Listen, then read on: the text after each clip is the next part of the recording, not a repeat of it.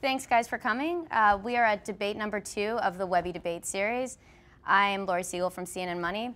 Joining me today, we have Paul Carr. Paul is a columnist from TechCrunch and a former writer of The Guardian. Paul recently went on a self-described social shutdown, quitting Facebook, Foursquare, LinkedIn, lots of other social media services.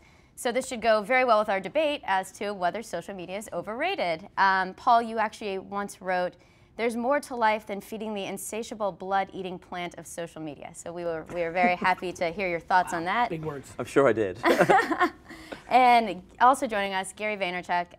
Gary, you're an avid social media user, host of Wine Library TV. You very much use social media to build your brand.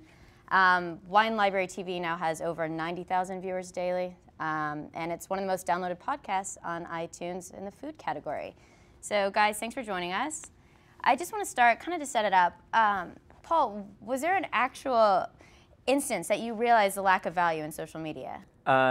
Well, it's not a lack of value. It's that it wasn't for me. I decided that when I came to write a book, and I write basically about myself. I'm a huge egotist. So you'd think social media would be good for me. But I actually, I wrote my first book a couple of years ago, and I looked back at like all my previous blog posts and things, sort of more long form stuff, columns I'd written and things like that. And was really pleased when I wrote the first book to find I had lots of sort of reminders of things I'd done and stories about, you know, adventures I'd had. Fast forward to the second book, the sort of follow-up, and in the interim I joined Twitter. And I looked back again and thought, oh, I'll have even more this time because I'll have every single detail of my life. And I found I had nothing. I found all I'd said was, and everyone dismisses social media with the cliche of all I had for breakfast. And it wasn't that. It was just all I had was these sort of context-less, inane sort of overheards and retweets and things that didn't.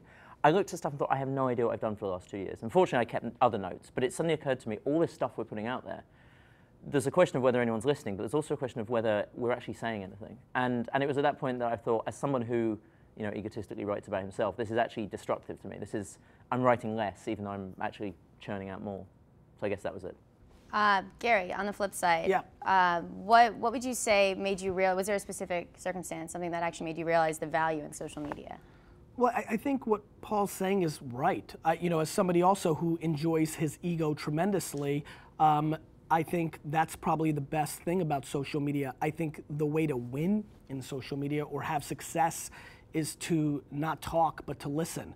You know, there is probably not many better or more often self-promoters within social media than I am, but I have a lot of street cred because if you go and look at my interactions, you know, I'm in the 95 percentile of just replying and responding. And so I think for two guys that are fond of their egos, I think it's not as valuable for us as prior mediums or other opportunities. It's the listening part that made sense to me. I mean, I built my brand by using surmise.com, which eventually got bought by Twitter and is the back of their search engine. Nobody knew who I was. I wasn't going to be Robert Parker or Wine Spectator. I didn't have those platforms. So all I did was search Chardonnay and Merlot and Pinot Grigio, and I just started answering questions. I became useful. And I think that that's when I started realizing the power, when I started using Surmise.